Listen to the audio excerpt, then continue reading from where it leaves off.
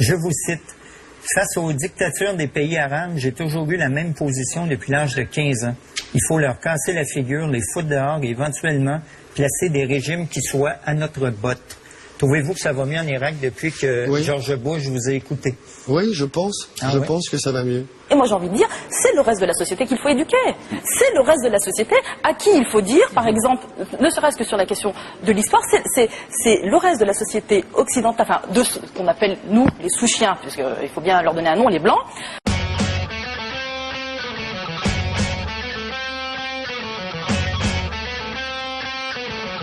Des fois qui se plaignent sur la qualité des vidéos, ça m'insupporte, et qui se croient au TF1.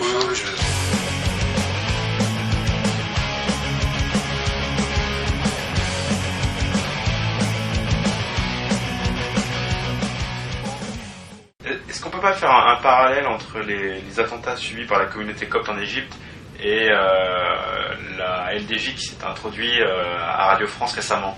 Ah, un très bon lien. C'est vrai que ça a été très peu relayé dans les médias.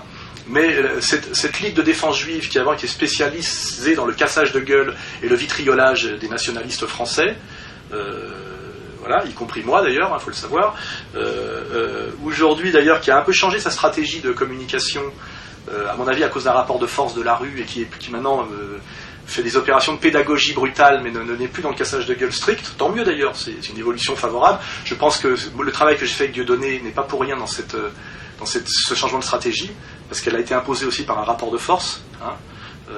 Voilà, pour ceux qui comprennent la politique, c'est assez facile. Mais là, effectivement, récemment, ils sont allés envahir les locaux de Radio France et menacer quand même physiquement, bien qu'ils mettent en ligne quelque chose qui est un peu moins agressif en apparence, mais enfin, ils sont allés essayer de faire taire les journalistes. Pourquoi ? Parce qu'en période de fête, Radio France donnait la parole à des chrétiens de Palestine, qui disaient qu'eux, ils ne rencontraient pas de problème avec les musulmans, mais par contre, ils étaient systématiquement humiliés, marginalisés et persécutés par les juifs sionistes. Voilà. Et immédiatement, la LDJ est intervenue, parce qu'évidemment, ce fameux lobby, je le dis, ce lobby communautaire sioniste, qui est le CRIF en haut, avec ses différents relais, dont l'Union des étudiants juifs de France, et la LDJ, qui est le bras armé de tout ça, plus ou moins sous contrôle, on le sait, ne veulent pas que soit entendue cette voix dissidente et qui est une voix de vérité, qu'en réalité, il n'y a jamais eu tellement de problèmes entre les chrétiens d'Orient et les musulmans, il n'y en avait pas en Irak, il n'y en avait pas au Maghreb avant,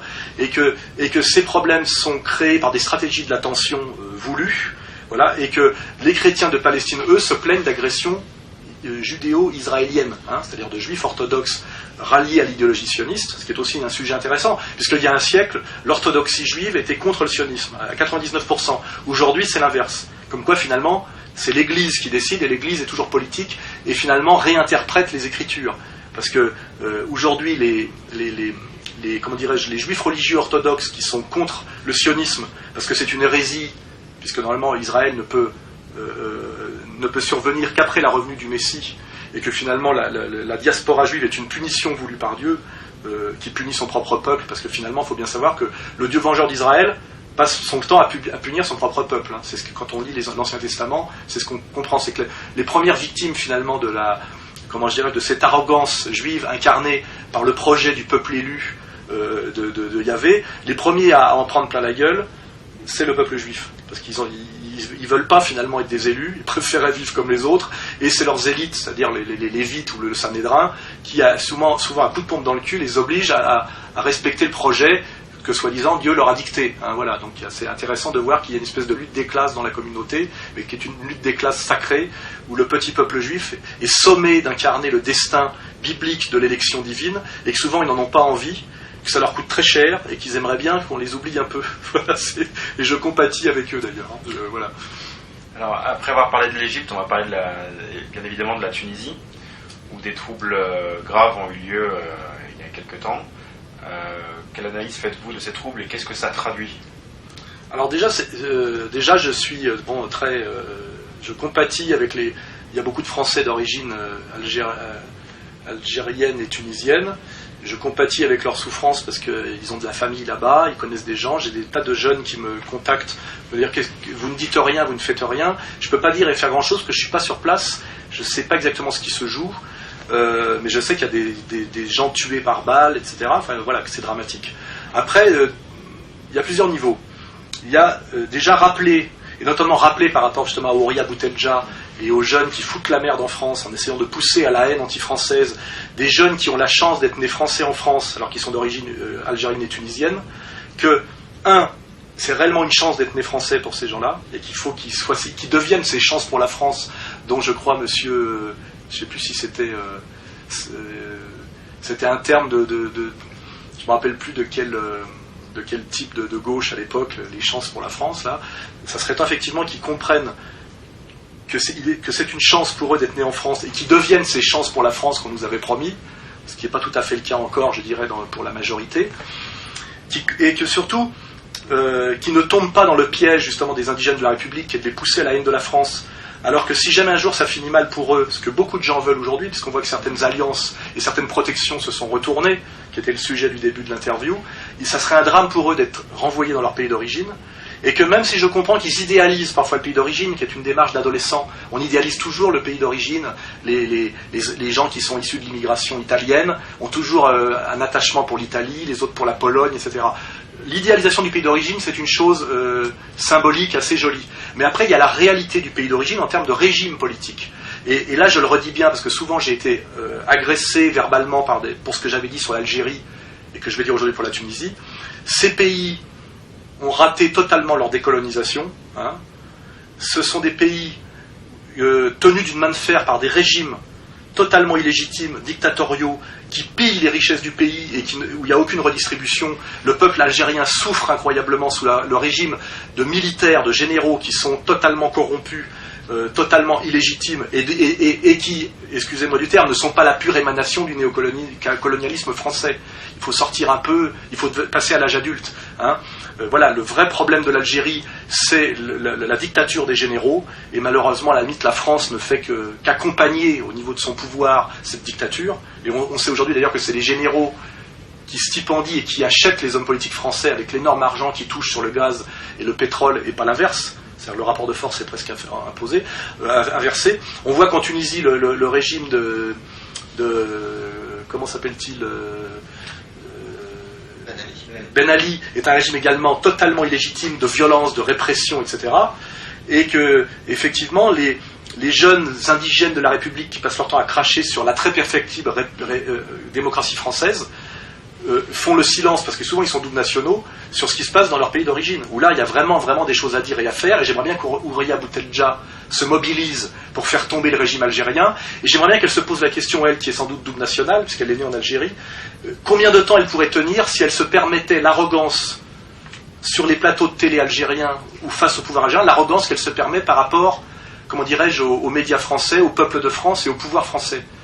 Il faut se poser cette question. Combien de temps elle pourrait tenir avant de se retrouver en prison, passer à tabac, etc. etc. Et ça, c'est un message que j'envoie aux jeunes Français d'origine maghrébine sur effectivement leur situation réelle et objective, et quelle est leur stratégie la plus intelligente pour réussir leur vie compte tenu de cette réalité objective. Voilà. Voilà. Quand ils disent la France c'est de la merde, vive l'Algérie, qu'ils se posent des questions sur ce que ça leur donne comme avenir, comme crédibilité et comme relation avec les autres Français. Voilà. Et finalement, est-ce que c'est pas un hasard si Houria Boutelja, qui les pousse à cette haine anti-française, se retrouve pas finalement salarié de l'Institut du monde arabe, avec comme patron direct M. Dominique Baudis. Voilà. Alors est-ce qu'elle a compris, est-ce qu'elle n'a pas compris? Si elle a compris, je ne vais pas employer le qualificatif qu'elle mérite. Si elle n'a pas compris, il serait temps qu'elle comprenne et qu'elle change son discours. Voilà. Ça c'est le message est clair. Alors après, il y a un autre niveau d'analyse, c'est que il est normal que le régime algérien et le régime tunisien tombent, car ce sont des régimes illégitimes d'oppression et qui pillent les richesses du pays et qui maintiennent leur peuple dans la peur et dans la pauvreté. Ils ont tout raté d'un point de vue de la démocratie et d'un point de vue des critères économiques et démocratiques. Maintenant, s'ils tombent, la question qu'il faut se poser, c'est que quand un régime tombe, même s'il est illégitime depuis très longtemps, c'est parce qu'il y a la colère du peuple, mais c'est aussi parce qu'il y a des interventions extérieures, de puissance. Donc moi, ce que je ne sais pas, parce que je ne prétends pas parler de ce que je ne connais pas, il est possible que le régime de Ben Ali tombe, mais il aurait pu tomber il y a déjà des années. Donc s'il tombe, c'est que les gens qui soutenaient Ben Ali de l'extérieur, et je pense que ça va bien au-delà de la France, faut arrêter de penser que la France a quelconque moyen de soutenir qui que ce soit. La France n'est jamais aujourd'hui, au niveau de son pouvoir, qu'une officine américano-sioniste. La France est le jouet de l'ONU, de l'OTAN, de la puissance anglo-américaine, voire anglo-américano-sioniste. Voilà. Donc, ce que je ne sais pas, c'est si la puissance mondialiste a décidé de se débarrasser de Ben Ali. Dans ce cas-là, il va dégager très vite. Je comprends la colère populaire totalement, mais pour qu'il y ait révolution, il faut qu'il y ait colère populaire et intervention extérieure. La Révolution française n'a existé que parce qu'il y a eu effectivement une colère populaire au moment de la convocation des États généraux à cause de mauvaises récoltes, de problèmes d'impôts très lourds à cause de la guerre que Louis XVI avait fait en Amérique, etc. Mais il y a eu aussi intervention extérieure, déjà des services anglais, il faut le savoir. Voilà. Il faut qu'il y ait ces deux choses pour qu'un régime tombe. Exactement d'ailleurs pour la révolution bolchevique. La colère du peuple russe à cause d'une aristocratie russe complètement dégénérée et inapte au pouvoir, ce que Solzhenitsyn ne veut pas bien admettre encore aujourd'hui, mais Tolstoï le disait lui très bien. Donc il faut qu'il y ait ça, mais il faut aussi qu'il y ait un parti bolchevique organisé, stipendié par les services allemands, puisse une certaine puissance bancaire new-yorkaise qui a envie de faire tomber le régime. Il faut toujours que les deux conditions soient réunies. Donc que ce soit l'Algérie ou la Tunisie, la colère du peuple, elle est là, elle est bien réelle, et ces régimes méritent de tomber. Après, ce que je ne sais pas pour la Tunisie ou pour l'Algérie, c'est est-ce que la puissance mondialiste, qui en dernier instant a décidé de soutenir Ben Ali dans un bain de sang, ça les a jamais gênés, ou de le dégager, comme ils ont dégagé le Shah d'Iran à un moment donné, et laisser revenir Khomeini, il ne faut pas oublier. Hein, à un moment donné, et les révolutions ne peuvent s'effectuer que par le haut et par le bas. Quand il y a une seule des deux choses, c'est difficile. Et d'ailleurs, quand il n'y a qu'une seule, il vaut mieux que ça soit le haut que le bas. Hein, on peut faire des révolutions sans aucun lien populaire, comme on manipule en Afrique des bandes ethniques en les finançant, en les armant, etc. Hein, donc on peut faire tomber les régimes uniquement par des manipulations par le haut. Voilà. On ne peut pas faire tomber des régimes s'il n'y a que le bas. Hein. Si De Gaulle est tombé, c'est parce qu'il y a eu mai 68, mais s'il y a eu 68, c'est parce qu'il y a eu un énorme travail d'instrumentalisation de la bêtise et d'une certaine envie de colère de la jeunesse estudiantine de l'époque. Hein. Ça, ça fait partie des sujets que je traite d'ailleurs dans mon prochain livre. On en parlera peut-être à la fin. Donc voilà. Donc là, j'espère avoir traité un peu de façon la plus vaste possible cette question de l'Algérie et de la Tunisie par rapport à ce qui nous intéresse, c'est-à-dire le fait qu'il y a beaucoup en France de jeunes qui sont d'origine algérienne ou tunisienne et même souvent double nationaux. Voilà. Comme vous venez de le dire, on va maintenant parler de votre prochain ouvrage qui est intitulé Comprendre l'Empire. Alors, Comprendre l'Empire, c'est là. Ça fait, comme les gens qui s'intéressent le savent, je n'avais pas de sortie de bouquin depuis 2006. En fait, pour sortir des livres, il faut avoir quelque chose à raconter. Donc comme un ethnologue, je suis beaucoup allé en bibliothèque et j'ai lu, puis je suis allé beaucoup sur le terrain. Je suis allé au Front National, j'étais avant au Parti communiste, j'ai fait la liste antisioniste, j'ai mené des combats avec Dieudonné, j'ai fait une analyse globale où j'ai fait de la théorie et de la pratique, c'est-à-dire que j'ai fait une analyse globale de ce qui se passait, que j'ai vérifié par la pratique. Hein, c'est cohérent et fonctionnel. Et ça aboutit à ce livre de synthèse qui s'appelle Comprendre l'Empire, avec le sous-titre qui est Demain la gouvernance globale ou la révolte des nations, voilà, et qui est le résultat de ces 5 ans de travail, de réflexion, d'expérience, de coups pris d'ailleurs aussi, il faut prendre des coups. Quand un ethnologue sort de la bibliothèque pour aller en Afrique, il risque d'être piqué par les moustiques, de prendre des coups de soleil et d'être mangé par les cannibales. Et ben moi, il m'est arrivé tout ça également, mais c'est pour ça que ça tient la route. C'est pas un truc d'intello à lunettes ou de prof, c'est pas un livre Sciences Po, vous voyez, c'est un vrai livre d'intellectuel de combat qui sait de quoi il parle, parce qu'il maîtrise le concept et il est allé sur le terrain et il a validé. Voilà. Donc ce livre sort le 10 février, c'est comme disait Léon Degrelle, c'est une boule de dynamite que je fais rouler entre mes mains.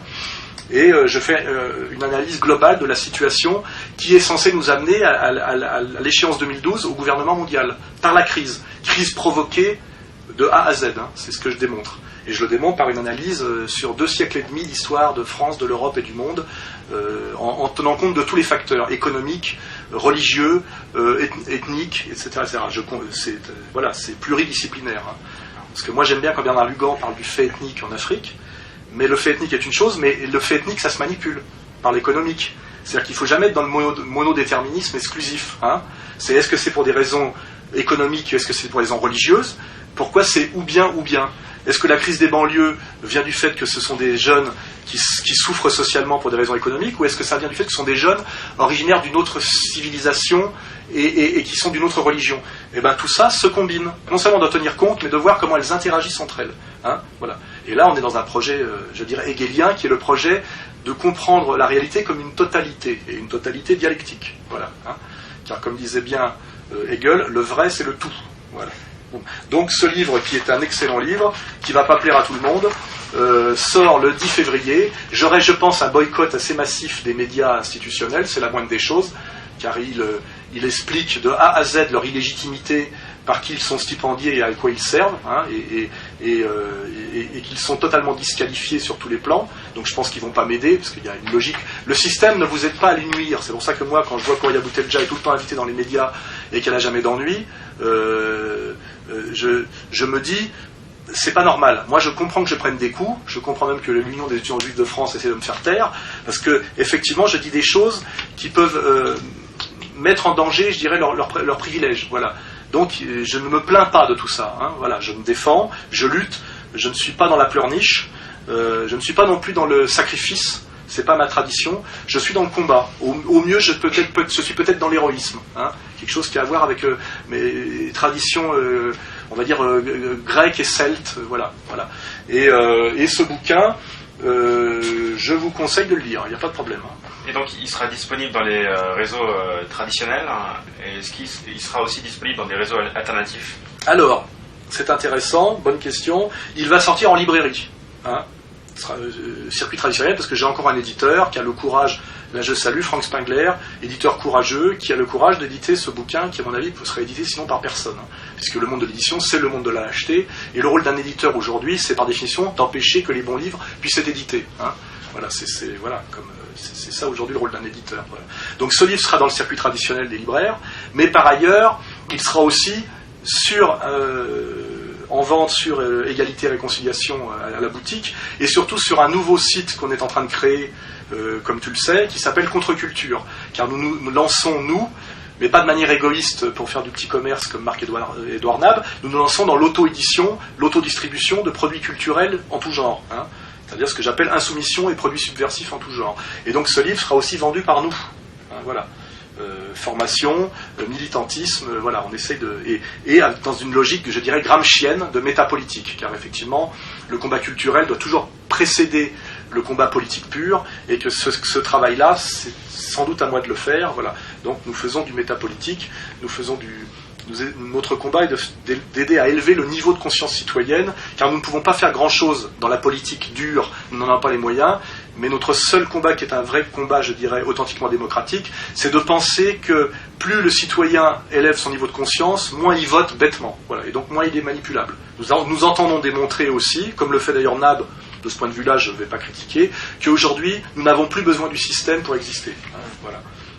Je suis un intellectuel français dissident, et nous sommes dans la même logique de l'époque de l'URSS croulante et entièrement vermoulue, de l'époque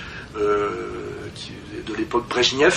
Voilà, nous nous battons comme des dissidents, et nous nous appuyons sur la dissidence, et nous ne comptons plus sur le système. Nous ne pleurnichons pas, nous comprenons que le système lutte à mort contre nous, car nous luttons à mort contre lui, et nous nous organisons comme voilà, les dissidents s'organisaient à l'époque dans la dissidence soviétique. Voilà, le parallèle est tout à fait justifié.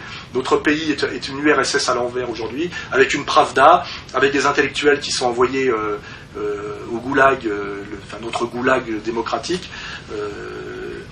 Et dans cette logique-là, effectivement, nous organisons du samizdat intelligent, et pour ça, nous avons un outil qu'il faut absolument utiliser, qui est Internet, évidemment. C'est ce genre de vidéos qu'on peut faire. C'est pas pour rien que le site fait 1 million de connexions, que mes vidéos ont dépassé les 30 000 visionnages mensuels, parce qu'effectivement, il y a une énorme demande d'informations honnêtes, d'analyses honnêtes, etc. Le système empêche que ça soit produit et diffusé, et nous le faisons maintenant par nos moyens, dans une logique de dissidence intelligente, coordonnée et de qualité. Voilà. Quelle est votre perception de l'année politique à venir pour 2011 Comment vous percevez 2011 ? Alors là, justement, ça rejoint la conclusion de mon bouquin, que je vais lire à la fin du 4e de couverture. Alors je mets que nous sommes face à un long processus initié au XVIIIe siècle par le cartel bancaire qui approche de son épilogue avec le nouvel ordre mondial, une tentative d'imposer par la ruse un pouvoir dictatorial qui met à l'horizon 2012 le monde occidental face à un choix qui l'engage tout entier, la dictature de l'empire ou le début du soulèvement des peuples, la gouvernance globale ou la révolte des nations. Je pense que 2011 va être l'avant-dernière marche vers cet épilogue qui ressemble dans la tradition ou dans une lecture matérialiste à quelque chose qui a à voir avec un moment de kairos, c'est-à-dire un moment où l'histoire existe pleinement. Et 2011 est l'avant-dernière marche vers ça. La crise économique va évidemment s'aggraver en 2011. Les tensions ethnico-culturelles vont s'aggraver puisque tout le système le veut. Les tensions géopolitiques aussi, c'est une évidence. Et l'année 2011 va être très intéressante, justement pour d'ailleurs valider mes analyses, et comme laboratoire de la tension. Puisque derrière 2012, il y a la présidentielle française. On ne sait pas si Strauss-Kahn va y aller, on ne sait pas si... Peut-être que Marine Le Pen pourrait être au deuxième tour, enfin il se passe des choses incroyables. Il y aura peut-être la guerre autour du détroit d'Ormuz, peut-être que ça va nous amener à la Troisième Guerre mondiale, il y aura peut-être l'écroulement du dollar, il y aura peut-être des troubles graves aux États-Unis, il y aura on voit déjà l'écroulement pour 2011 peut-être de toutes ces dictatures du Maghreb, il y a la réélection ou pas de Poutine en Russie qui arrive aussi. 2012 est vraiment une date magique. Et 2011, c'est la dernière marche vers cette date magique. Voilà. Et c'est pour ça qu'il n'est plus question de rigoler, on peut être un peu lyrique, même si on garde son humour français. Nous sommes dans une période, qui a quelque chose de sacré, de grave, de magique. Ça arrive rarement dans l'histoire. Il y a les périodes de chute la période de la chute des Romanov, où ça correspond à ce qui est annoncé dans les Écritures. La séquence 2011-2012 va nous amener à des faits très graves au niveau du monde occidental et du monde, du monde post-méditerranéen, à des faits et des troubles politiques très graves qui vont ressembler beaucoup à ce qui est annoncé dans les Écritures. Je parle de l'âge sombre, du Kali Yuga, de ce qui est annoncé dans l'Apocalypse, ce qui est annoncé chez les musulmans, chez les catholiques. Parce que ça aussi, j'ai oublié tout à l'heure de faire le distinguo. Quand on parle des chrétiens persécutés dans le monde musulman, en général, c'est plutôt des musulmans qui luttent contre un entrisme d'évangélistes américains qui sont en général stipendiés par la CIA. Il faut bien séparer dans le monde chrétien, pour moi, les catholiques dont je suis et les protestants. Les protestants, à mon avis, étant aussi éloignés des catholiques que le sont les catholiques des musulmans. Le monde chrétien n'existe pas plus. Il est aussi absurde de mettre dans le monde chrétien les catholiques et les protestants que d'associer dans le monde de l'islam le soufisme et le wahhabisme salafiste actuel, type saoudo-américano-sioniste. C'est aussi absurde. Voilà. Donc j'avais oublié de faire cette petite remarque. La tension qu'il y a entre musulmans et chrétiens au Maghreb en ce moment, c'est plutôt une tension entre évangélistes américains et musulmans. La question catholique est bien différente, comme on le sait quand on analyse bien l'histoire des moines de Tibérine et de l'assassinat des moines de Tibérine. Pourquoi les moines de Tibérine ont-ils été assassinés ? Parce qu'ils étaient proches des musulmans, en réalité, et qui fraternisaient avec eux et réciproquement, et ils ont été liquidés d'ailleurs, comme on le sait, par les services algériens. Faut le savoir. 2011 est la dernière marche vers l'épilogue 2012. Voilà. Et nous sommes dans ce combat. C'est un combat qui vaut qu'on prenne quelques risques parce que l'histoire s'accomplit. Voilà. Et je fais partie des gens, avec Dieudonné, avec d'autres, qui acceptent malgré les risques de prendre le train de l'histoire, de monter dans le train de l'histoire. Voilà. Ça ne se fait pas sans risque, ça ne s'est jamais fait sans risque dans l'histoire, mais on n'a qu'une vie. Voilà. Donc encore une fois, meilleurs vœux à tous. Merci beaucoup, et donc on se donne rendez-vous en février pour la sortie de votre livre. Voilà, le 10 février. À très bientôt. Merci à tous.